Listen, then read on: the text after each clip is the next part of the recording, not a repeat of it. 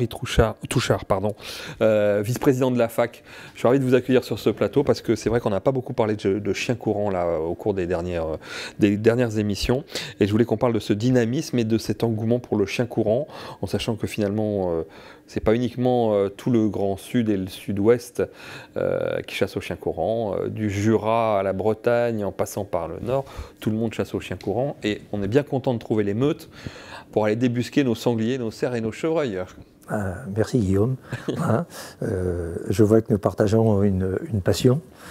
Effectivement, moi je vais vous parler de la fac, et je vais le faire avec beaucoup de plaisir parce qu'effectivement, peut-être qu'on n'en parle pas suffisamment. Nous sommes peut-être trop discrets et je proposerai... À l'inverse de vos chiens. Oui, tout à fait.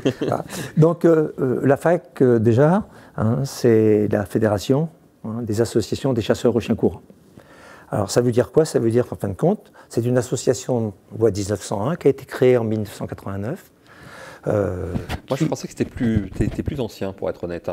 J'imaginais que le chien courant avait réussi à se structurer avant ces années-là. Non, ça s'est fait sous l'impulsion de Marcel Voileau, oui, qui était effectivement dans l'Est de la France et qui sentait déjà en 1989 un peu de danger pour la chasse au chien courant. Et très vite, la bouture a pris très vite, puisqu'en fin de compte, plusieurs AFAC départementales se sont créées. Et la FAC nationale, elle, est venue fédérer tout ça en 1996. Alors, les AFAC départementales ont continué à se développer. Et aujourd'hui, nous sommes à 70 associations départementales. Ça représente combien de chiens? Nous sommes 13 000 adhérents. Si on met 7 ou 8 chiens par adhérent, ça représente quand même déjà pas mal de chiens, entre 70 ou 100 000. On devrait le savoir précisément, mais quand on renouvelle l'adhésion, on oublie toujours de remplir les cases en bas. Cases sur lesquelles on demande le nombre de chiens. Ça représente évidemment toutes les races de chiens courants. Ça représente toutes les chasses de chiens courants ou des chiens, toujours des chiens courants, pas toujours de pure race. Ouais. Voilà. On appelle d'ailleurs souvent dans nos concours des meutes à fac qui sont constituées de chiens qui sont de type anglo, de type artésien normand, de type. C'est pas. Vous n'avez pas choisi de faire un standard, on va dire, dédié à la fac, sur lequel. Non, mais c'est quelque chose qui est en train d'évoluer quand même. C'est-à-dire que. Vous voulez garder du sang. Voilà. Les chasseurs aux chiens courants de la fac ou des AFAC sont plutôt des chasseurs qui ont cherché au départ les qualités de chasse et qui maintenant veulent du bon, mais veulent aussi du beau. Ouais. Voilà, ce qui me semble tout à fait logique et tout à fait normal. Comment est-ce qu'on fait pour, j'allais dire, dynamiser une association à l'heure où, effectivement, ça revient cher aussi d'avoir une meute. Il y a de plus en plus de grands gibiers. Les chasseurs aux chiens courants sont sollicités un peu partout. C'est compliqué pour eux ou pas? Alors, je crois que de toute façon, là, nous sommes complètement dans le cadre de la passion. Et comme tout est passion... C'est la passion du chien d'abord et celle de la chasse après? Ou c'est les deux en même temps ou je vais répondre tout de suite. La devise de la fac, c'est « aimer la chasse pour le chien ». D'accord. Donc je pense que la chose est dite. C'est le chien, voilà, le chien d'abord. Voilà. Et comme tout est passion, si on veut compter, on arrête. Et on arrête tout de suite. Parce qu'effectivement, quand on va élever un chien, très rapidement, c'est pas assez pour chasser au chien courant. On va en avoir 2, on va en avoir 3, on va en avoir... certains en ont 30, je fais partie de ceux-là. Donc, entre les frais obligatoires et nécessaires, vétérinaires et autres, plus les frais de nourriture, plus d'éventuels accidents et tout ça, ça peut très vite coûter très cher. Finalement, parce que ça, c'est quand même le plus important, parce qu'on sait qu'il y a quand même, au nord de la Loire, en tout cas, des territoires qui sont moins grands qu'au sud de la Loire, sur lesquels il faut pouvoir découpler dans de bonnes conditions pour que les chiens chassent vraiment. Oui, tout à fait. Tout à fait. Je pense, et moi je maintiens ce discours-là aussi, on peut chasser au chien courant partout, à condition de savoir adapter le nombre de chiens, la taille de chien au territoire que l'on a chassé, et surtout, il faut avoir des chiens aux ordres. Ouais. Si la chasse au chien courant perdure, c'est grâce à ça. La grande meute, oui.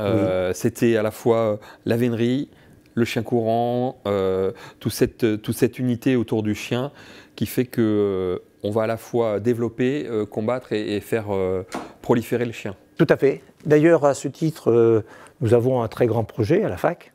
Nous sommes à la tête d'un très grand projet que nous partageons avec nos amis de la Grande Meute.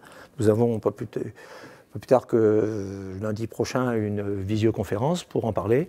C'est d'essayer de placer le chien courant au patrimoine culturel immatériel. Ah oui. Voilà, donc qui est un grand projet, qui est un immense projet. Ah bah oui, oui, oui. Voilà, donc pour l'instant c'est la fac qui en est porteur. Nos amis de la Grande Meute sont avec nous. Oui, parce que je suis sûr que les veneurs sont très intéressés dans cette... Très intéressés. Et nous souhaitons effectivement essayer de mener ce beau projet ensemble. Alors je vois la reconnaissance mettant en avant la relation homme-animal, la fauconnerie, la course landaise, la camarguaise, la diversité des chiens.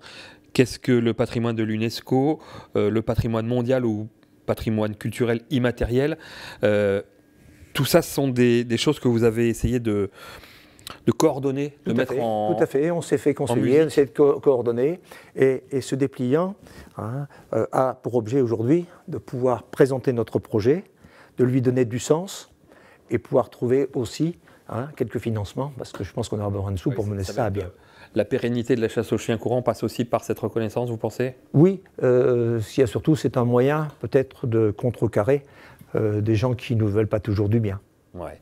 Bon, bah écoutez, merci. Oui, tu avais une question, Isabelle. Question. Grande meute, petite meute, à partir de combien de chiens on parle de meute? Dès l'instant qu'on a une notion? Dès l'instant qu'on a plus d'un chien, deux chiens, on est déjà dans la meute. Voilà, on chasse en solo, en duo, et après, à partir de 3, on parle de meute. Alors, il y a d'autres définitions qui sont les définitions réglementaires, pour les déclarations de chenil, moins de 9 chiens, plus 9 chiens et tout le bazar. Donc, c'est une... Au niveau générationnel, vous avez aussi cette transcendance. On voit beaucoup de jeunes à la chasse aux chiens courants, et puis des gens qui sont là depuis longtemps, qui ont envie de transmettre, on voit de génération en génération. Nous sommes 13 000 adhérents aujourd'hui. Voilà. Il y a bien évidemment des hommes, mais nous voyons arriver des femmes et nous voyons arriver beaucoup de jeunes. D'ailleurs, dans le cadre de nos adhésions, nous faisons des tarifs préférentiels, voire des tarifs gratuits. Il ne faut pas faire de... Pour les plus jeunes. Pas faire de segmentation, là. Tout le monde... Voilà, pas pour les plus jeunes, pour les femmes. C'est pareil à la chasse à l'arc, Eric? Non, on ne fait pas. Et ceci vient, entre autres, par la dynamique de nos concours. Oui. Le concours de meute, les présentations sont magnifiques. C'est plus de 150 concours dans les différents départements. Concours départementaux, concours régionaux, pour terminer en finale nationale. Et c'est toujours la grande fête, la convivialité. C'est-à-dire qu'il y a ce plaisir de rencontrer des gars du Sud, des gars du Nord, c'est-à-dire d'échanger tel type de chien. Les Artois meilleurs que les Anglos. Et l'avantage de nos concours, c'est que ça permet de faire découvrir cette passion, ce type de chasse, à des gens qui ne le connaissaient pas. Et très rapidement, on voit arriver des jeunes. Personnellement, j'ai cette passion, je suis chien courant, mais j'ai cette passion de la transmission. Et j'ai avec moi, j'ai vu au moins 15 gamins passer déjà. Et j'en ai demain, on fait la Saint-Hubert, et ils sont 5 à venir avec moi. Mais c'est bien, parce qu'à 70 balais, on court un peu moins vite. Donc, on amène les moyens matériels, voilà, et substantiels, et eux nous amènent leur fraîcheur physique. Et je pense que ça nous aidera. Et s'il faut terminer, je terminerai par ça, que surtout tous ceux qui nous entendront après cette émission viennent adhérer à la fac. Voilà, le mot est dit, adhérez à la fac, vous êtes passionné de chiens courants, de chasse, adhérez à la fac.